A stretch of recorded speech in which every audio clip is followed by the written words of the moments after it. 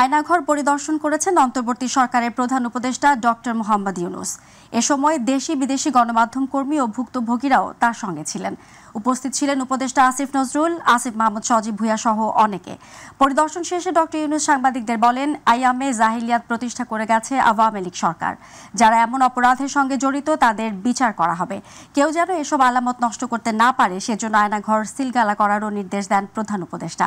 এর আগে গুম সংক্রান্ত তদন্ত কমিশন প্রধান উপদেষ্টার সাথে একটি বৈঠক করে।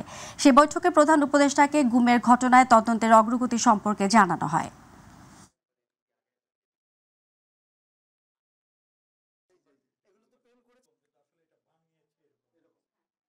মনুষ্যত্ববোধ বলে কোনো জিনিস যা আছে সেটার থেকে বহু গভীরে নিয়ে গেছে এটা নিশ্চিহ্ন করার জন্য। মনুষ্যত্ববোধ যেন কারো না থাকে, নৃশংস অবস্থা। প্রতিটি জিনিস যে হয়েছে এখানে যতটাই শুনি অবিশ্বাস্য মনে হয়। এটা কি আমাদেরই জগৎ, এটা কি আমাদেরই সমাজ, আমরা এটা করলাম? এবং যারা নিগৃহীত হয়েছে, যারা এটা শিকার হয়েছে, তারা আমাদের সঙ্গে আছে। তাদের মুখের থেকে শুনলাম কিভাবে হয়েছে। কোনো ব্যাখ্যা নাই। এটা ব্যাখ্যা থাকলে কিছু একটা হলে মানুষ বোঝে যে এটার কারণ ছিল।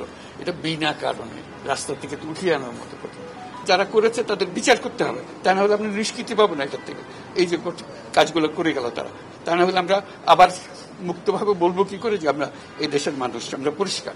যারা করেছে তাদের জন্য আমরা কেন মুক্ত হতে যাব? তাদেরকে সে বিচার করবো, জনসাধারণ বলবো যে হ্যাঁ এটা উচিত বিচার হয়েছে, তখন আমরা এটার থেকে মুক্তি পাবো। জুলাই আগস্টে বাংলাদেশে সংঘটিত হত্যা ও মানবাধিকার লঙ্ঘনের তদন্ত প্রতিবেদন প্রকাশ করবে জাতিসংঘ। আজ দুপুর 2:30টায় জেনেভায় এই প্রতিবেদন প্রকাশ করা হবে। সংস্থাটির মানবাধিকার বিষয়ক হাই কমিশনার দফতর কথা জানিয়েছে। সংবাদ সম্মেলনে জাতিসংঘের মানবাধিকার বিষয়ক হাই কমিশনার ভলকার তুর্ক উদ্বোধনী বক্তব্য প্রদান করবেন। জুলাই আগস্টে ব্যাপক মানবাধিকার লঙ্ঘনের প্রমাণ পেয়েছে ফ্যাক্ট ফাইন্ডিং কমিটি। তাতে শেখ হাসিনা ও সাবেক স্বরাষ্ট্রমন্ত্রী সহ সরকারের উচ্চ পর্যায়ে সংশ্লিষ্টতার প্রমাণ পেয়েছে তদন্ত কমিটি। এর আগেও দক্ষিণ এশিয়ার বিভিন্ন দেশে মানবাধিকার লঙ্ঘন তদন্ত করেছে জাতিসংঘ, তবে বাংলাদেশের ক্ষেত্রে এটিই প্রথম।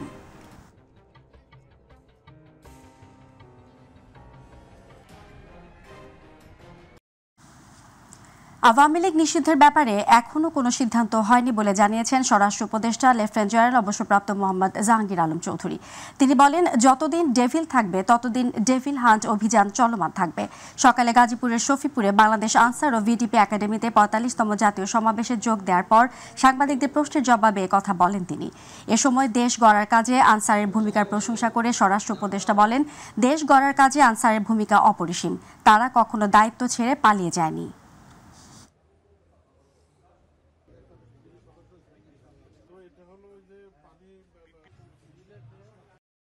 ডেভিল হান্ট কতটুকু কার্যকরী হচ্ছে, আপনারা যেহেতু গাজীপুরের বাসে, এটা তো গাজীপুরের ভিতরেই পড়ছে, তা আপনারা এসব সবচেয়ে বেশি বলতে পারবেন।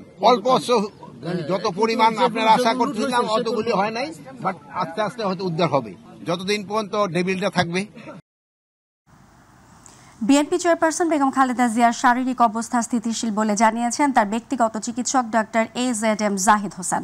মঙ্গলবার লন্ডনে তিনি কথা বলেন। ডক্টর জাহিদ হোসেন বলেন, এ মুহূর্তে তিনি তার বড় ছেলে ও বিএনপি ভারপ্রাপ্ত চেয়ারম্যান তারেক রহমানের বাসায় প্রফেসর প্যাট্রিক কেনেডি জেনিফার ক্রসের তত্ত্বাবধানে চিকিৎসাধীন রয়েছেন। সুস্থ হওয়ার পর চিকিৎসকরা অনুমতি দিলেই বেগম জিয়া দেশে ফিরবেন। ইউসুফ আলীর রিপোর্ট। গত 8 জানুয়ারি থেকে যুক্তরাজ্যের লন্ডন ক্লিনিকে চিকিৎসাধীন ছিলেন বিএনপির chairperson Begum Khaleda Zia.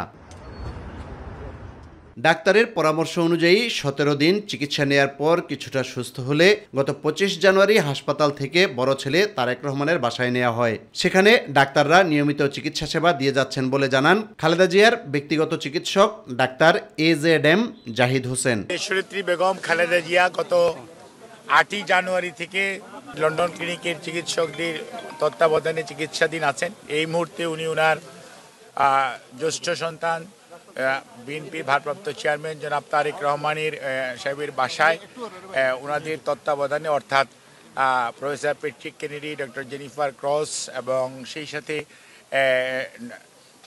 Doctor Barrett ওনাদের তত্ত্বাবধানে চিকিৎসাধীন আছেন এবং ওনার চিকিৎসা ওনার বাসায় থেকেই হচ্ছে এবং বিভিন্ন পরীক্ষা নিরীক্ষা যেগুলো করা দরকার মাঝে মাঝে করা হচ্ছে এবং ওনারা ওনাকে বাসায় গিয়ে দেখে আসছেন উনি বড় ছেলে তারেক রহমান, পুত্রবধূ জোবাইদা ও শর্মিলা রহমান, নাতনি জাইমা রহমানের দেখাশোনা এবং ডাক্তারের চিকিৎসা সেবায় খালেদা জিয়া এখন অনেকটাই সুস্থ বোধ করছেন বলে জানান বিএনপির স্থায়ী কমিটির সদস্য জাহিদ হোসেন।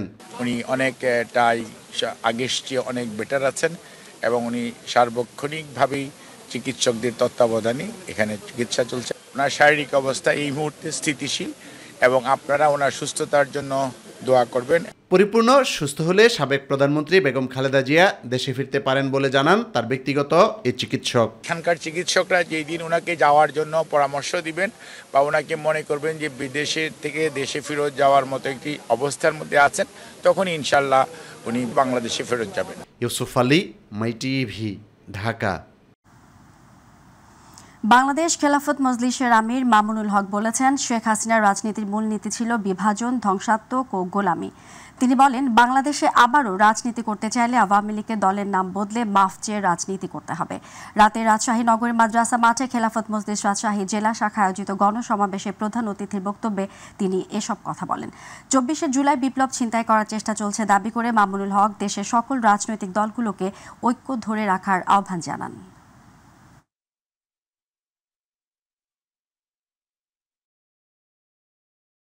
যারা রাতের অন্ধকারে কালনাগিনী হয়ে সংখ্যালঘুদেরকে ছোবল মারত, আবার দিনের বেলায় ওঝা হয়ে ঝাড়তে আসতো, সেই শেখ হাসিনার প্রিয় নাট্যগোষ্ঠী এখন বাংলাদেশে নাই।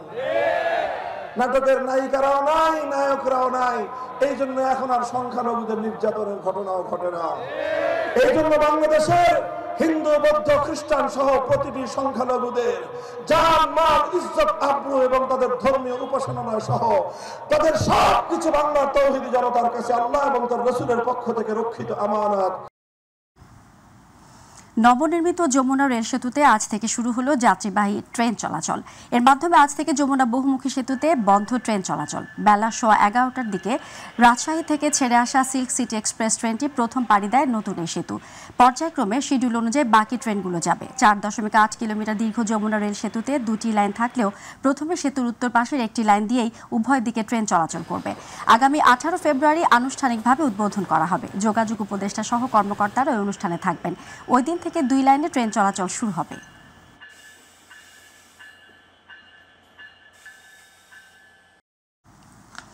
জুলাই আগস্ট গণহত্যা ও গুমের ঘটনায় টেলিযোগাযোগ নজরদারির জাতীয় সংস্থা এনটিএমসির সাবেক মহাপরিচালক জিয়াউল হাসানকে ট্রাইব্যুনালে হাজির করা হয়েছে।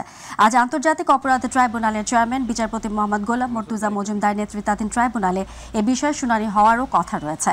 গত 6 জানুয়ারি জোরপূর্বক গুম ও বিচার বহির্ভূত হত্যার অভিযোগে ক্ষমতাচ্যুত প্রধানমন্ত্রী শেখ হাসিনা সহ 12 জনের বিরুদ্ধে গ্রেফতারি পরোয়ানা জারি করেন আন্তর্জাতিক অপরাধ ট্রাইব্যুনাল। আসামিদের গ্রেফতার করে 12 ফেব্রুয়ারি ট্রাইব্যুনালে হাজির করতে পুলিশকে নির্দেশ দেওয়া হয়।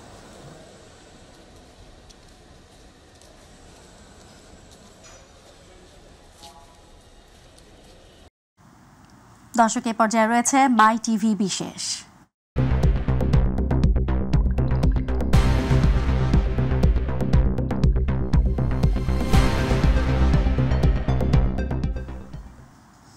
অবৈধ গ্যাস লাইনের ছড়াছড়ি রাজধানীর শনির আখড়ার গোবিন্দপুর এলাকায়। বিশাল একটি চক্র অবৈধ লেনদেনের বিনিময়ে চালু রেখেছে এসব অবৈধ লাইন।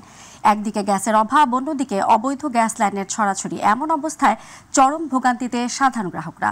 কর্তৃপক্ষকে জানালেও ব্যাপারে কোনো পদক্ষেপ নিচ্ছেন না তারা। যদিও তিতাসের ব্যবস্থাপনা পরিচালক বলেছেন, অবৈধ লাইন ব্যবহারকারীদের কোনো ছাড় নেই। এস এম খোরশেদ আলমের রিপোর্ট। রাজধানীর শনিরাকড়া ও গোবিন্দপুর এলাকার চিত্র এটি।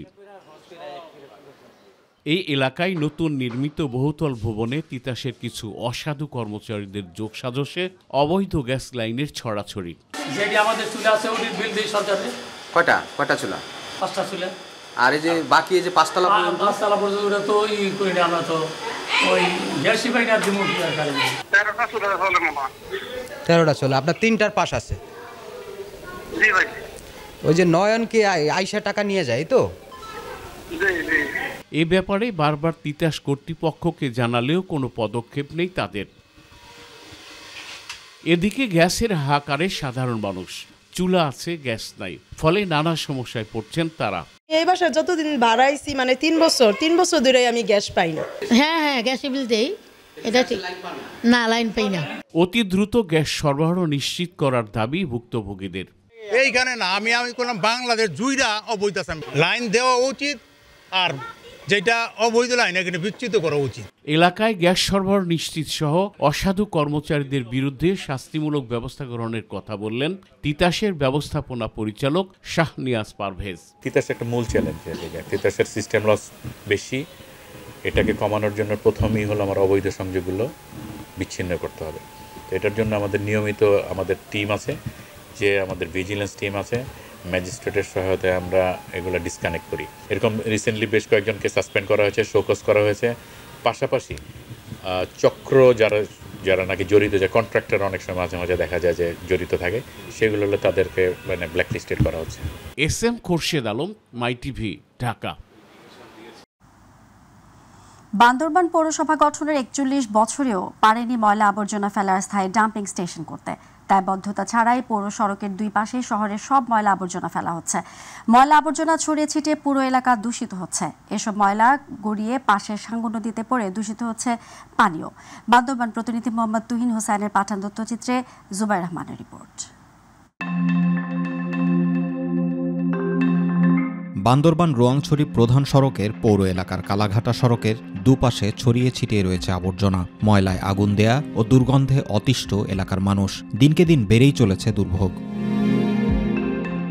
এ দুর্ভোগ এতটাই তীব্র যে আবর্জনা পাশের সাঙ্গু নদীতে গিয়ে মিশে পরিবেশ ও নদীর পানি করছে দূষিত। আর তাই পরিকল্পিত বর্জ্য নিয়ন্ত্রণ ব্যবস্থাপনা না থাকায় মারাত্মকভাবে পরিবেশ দূষণের পাশাপাশি সৃষ্টি হচ্ছে রোগব্যাধির। অস্বাস্থ্যকর একটা পরিস্থিতি সৃষ্টি হয়েছে। এখানে দুর্গন্ধের জন্য টিকা যায় না, দুর্গন্ধ ছেলে মেয়ে স্কুলে যাইতে পারতেছে না, আসতে পারতেছে না, শ্বাস নিতে কষ্টকর হচ্ছে। বান্দরবান পৌরসভা গঠনের 41 বছর পেরোলেও বর্জ্য ব্যবস্থাপনার জন্য স্থায়ী ডাম্পিং স্টেশন করতে না পারা প্রশাসনের বড় ব্যর্থতা বলে মনে করছে সাধারণ মানুষ। দুনো পাশের মধ্যে এমন ভাবে ময়লা ফেলাচ্ছে, আমরা আসলে যারা আছি চলাফেরা করতে এমন কষ্ট হয়ে যায়। যদি এই জায়গাটা যদি আমাদের পরিষ্কার পরিচ্ছন্ন হয় তাহলে আমাদের শহরটাও ভালো থাকে। এটা পৌরসভায় যেন উদ্যোগ নেয়, আমরা ময়লার থেকে যেন বাঁচি। অন্যত্র জায়গা খুঁজে বের করে ডাম্পিং এর ব্যবস্থা করা উচিত বলে আমি মনে করি। পাবলিক হেলথের তত্ত্বাবধানে স্থায়ীভাবে ডাস্টবিন করার জন্য পরিকল্পনা হাতে নেওয়া হয়েছে বললেন সহকারী প্রকৌশলী। আগামীতে এডিবি কর্তৃক পাবলিক হেলথের তত্ত্বাবধানে ফিগ্রেস্টার ট্রিটমেন্ট প্ল্যান হাতে নেওয়া হয়েছে এবং তার পাশাপাশি স্থায়ীভাবে আমাদের ডাস্টবিন করার জন্য পরিকল্পনা হাতে নেওয়া হয়েছে। প্রায় 33 বর্গ কিলোমিটার আয়তনে সাঙ্গু নদীর তীরে অবস্থিত বান্দরবান পৌরসভা 1984 সালে গঠিত হয়। যত দ্রুত সম্ভব এখানে আবর্জনা ফেলার স্থায়ী ডাম্পিং স্টেশন তৈরির দাবি সব শ্রেণী পেশার মানুষের। জুবাইর রহমান, মাই টিভি নিউজ। উঠে গেছে রং পলেস্তারা, ফেটে গেছে পানি সরবরাহের পাইপ। লালমনিরহাটের পাটগ্রাম উপজেলা হাসপাতালের সংস্কার কাজে এমন অনিয়মের অভিযোগ উঠেছে। নামমাত্র সংস্কার করে বিলের টাকা তুলে নিয়েছে ঠিকাদারি প্রতিষ্ঠান। ফলে এক বছরেই আবারও সংস্কার উপযোগী হয়ে উঠেছে প্রায় 2 লাখ মানুষের হাসপাতালটি। তবে কাজে অনিয়মের অভিযোগ অস্বীকার করেছেন ঠিকাদার ও স্থানীয় স্বাস্থ্য প্রকৌশল বিভাগ। প্রতিনিধি মাহফুজ সাজুর রিপোর্ট। 50 শয্যার পাটগ্রাম উপজেলা স্বাস্থ্য কমপ্লেক্সটির সংস্কার কাজ শেষ করে হস্তান্তর করা হয় গত বছরের শুরুর দিকে।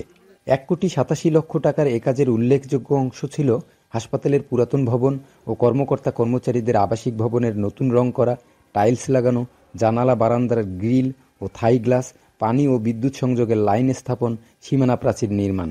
এসব কাজ করা হয়েছে নামে মাত্র। এ নিয়ে ক্ষুব্ধ স্থানীয়রা।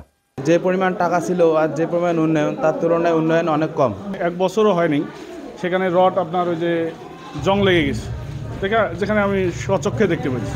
থাকতে চাচ্ছে না, যাদের বাধ্য হয় না থাকায় তারা থাকতেছে। এই যে পানি যে সেলটা দেয়, এই পানির পাইপ সম্পূর্ণটাই ফাড়া। সংস্কারের 1 বছরের মাথায় উঠে গেছে বিভিন্ন স্থানের পলেস্তারা, ফেটে গেছে পানি সরবরাহের পাইপ। যথাযথ রং না করায় গ্রিলে পড়েছে মরিচা, এমনকি করা হয়নি সীমানা প্রাচীরের অনেক অংশের প্লাস্টারও। দায়সারা এসব কাজের ফলে দুর্ভোগ পোহাচ্ছেন স্বাস্থ্যকর্মীরাও। আমরা জানাইছি, ঊর্ধ্বতন কর্তৃপক্ষকে জানানো হয়েছে, আগামী স্যার এবং ইউএচএফপি স্যারকে জানানো হয়েছে বিষয়গুলো। হাসপাতাল কর্তৃপক্ষ বলছে, হাসিনা সরকারের সময়ে করা সংস্কার কাজগুলো হস্তান্তরের পর থেকেই এর মান নিয়ে উঠেছে নানা প্রশ্ন। বিপুল অঙ্কের টাকা ব্যয় করা সংস্কারের পরেও আবারও সংস্কারের প্রয়োজন দেখা দিয়েছে হাসপাতালটির বিরুদ্ধে বিভিন্ন অভিযোগ আছে, তো এগুলো আমরা অবগত আছি। আমাদের কাছে আপনারাও নিয়ে আসছেন, প্লাস আমাদের যে এলাকাবাসী এনারাও বলছেন এই ব্যাপারটাতে। কাজের দায়িত্ব পাওয়া ঠিকাদারি প্রতিষ্ঠান ইসলাম এন্টারপ্রাইজের স্বত্বাধিকারী রেজওয়ান ফ্যাসিবাদী হাসিনা সরকারের সাবেক এক এমপির ভাতিজা হওয়ায় প্রভাব খাটিয়ে নিম্নমানের সব কাজ করার অভিযোগ উঠেছে। একই সাথে রয়েছে অন্য প্রতিষ্ঠানের মাধ্যমে কাজ করানোরও অভিযোগ। তবে কাজে অনিয়মের অভিযোগ অস্বীকার করেছেন সেই সাব ঠিকাদার। আমি তো সেই মাপে করে দেবো, তাই না? আমার যে মাপে যে চাইছে, যেভাবে ওখানে দেখিয়েছে আমি সেইভাবে করে দিয়েছি। কাজের তদারকির দায়িত্বে থাকা স্বাস্থ্য প্রকৌশল অধিদপ্তরের ইঞ্জিনিয়ারদের দাবি শিডিউল মেনেই কাজ সম্পন্ন করা হয়েছে। হ্যাঁ, আমরা তো কাজ যথাযথ হয়েছে আমরা কর্তৃপক্ষকে বুঝিয়ে দিয়েছি। ইভেন তারা যখন সিকিউরিটি মানি নেয়, যদি কোনো ত্রুটি বিচ্যুতি থাকে এই মর্মে কিন্তু ওনারা একটা প্রত্যয়ন দেন। সরাসরি আমরা যাব আমাদের ঊর্ধ্বতন কর্তৃপক্ষ সহ ভিজিট করে দেখব, যেসব জায়গায় কোনো অভিযোগ আছে বা কোনো সমস্যা আছে সেটা আমরা সমাধান করার চেষ্টা করব। সরকারি অর্থের এমন অপচয় রোধে যথাযথ তদন্ত এবং দায়ীদের বিচারের আওতায় আনার দাবি জানিয়েছেন স্থানীয়রা। মাহফুজ সাজু, মাই টিভি, লালমনিরহাট। দর্শক, এ পর্যায়ে রয়েছে আমাদের কৃষি।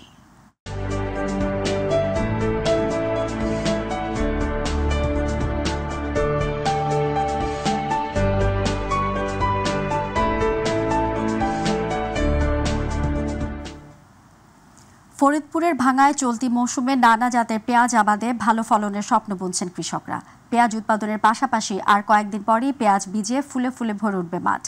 এখন মাঠে মাঠে শোভা পাচ্ছে বিস্তীর্ণ এলাকা জুড়ে পেঁয়াজের আবাদ। তবে গত কয়েকদিনে বাজারে আসা পেঁয়াজের দাম কম হওয়ায় কৃষকদের কপালে চিন্তার ভাঁজ। প্রতিনিধি সরওয়ার হোসেনের রিপোর্ট, জানাচ্ছেন আতিকুর রহমান তিতাস। পেঁয়াজের উৎপাদন ভাণ্ডার খ্যাত ফরিদপুরের ভাঙায় কৃষকরা পেঁয়াজ রোপণের পর ব্যস্ত সময় পার করছেন। মাঠে মাঠে কৃষকরা বিভিন্ন জাতের রোপণ করা পেঁয়াজ পরিচর্যা করছেন আর স্বপ্ন দেখছেন ভালো ফলনের। এই মৌসুমে উপজেলার প্রণোদনার আওতায় তাহিরপুরি, বাড়ি 4, বাড়ি 6 জাতের 260 জন কৃষকের মাঝে 1 কেজি করে বীজ সরবরাহ করা হয়েছে। প্রণোদনা ও বিএডিসি থেকে সংগ্রহ করা তাহিরপুরির লাল তীর সহ স্থানীয়ভাবে বীজ সংগ্রহ করে বীজতলার মাধ্যমে বেশিরভাগ কৃষক উৎপাদিত চারা খেতে রোপণ করেন। দানা পেঁয়াজ লাগাইছি এবং মুড়ি কাটা লাগাইছি।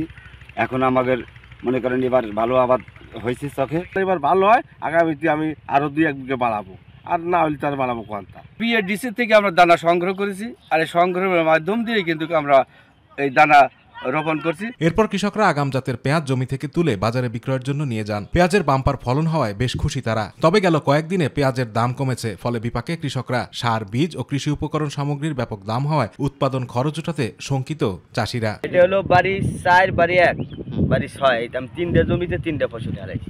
গতবার আমার খুব ভালো ফলন হয়েছে। ভালো হয় তাহলে আগামী বছর চাষ করা যাবে, আর যদি পেঁয়াজ দাম যদি কমে যায় তাহলে চাষ করা সম্ভব না। তো আগে বীজের দাম বেশি ছিল, আগে যেটা করছি ওটা ওরকমই গেছে, আর এখন একটু কম যাইতেছে। কৃষি বিভাগের পক্ষ থেকে সব ধরনের সহযোগিতা ও পরামর্শ প্রদানের মাধ্যমে কৃষকদের পেঁয়াজ চাষে উদ্বুদ্ধ করা হচ্ছে। সহকারী কৃষি কর্মকর্তারা তারা কৃষকের পাশে থেকে সবসময় সার্বিক সহযোগিতা করছে। আমরা এবছর 260 জন কৃষককে পেঁয়াজের বীজ এবং সার দিয়েছি। চলতি মৌসুমে মোট 2915 হেক্টর জমিতে পেঁয়াজ চাষের লক্ষ্যমাত্রা নির্ধারণ করা হয়েছে। আতিকুর রহমান তিতাস, মাই টিভি।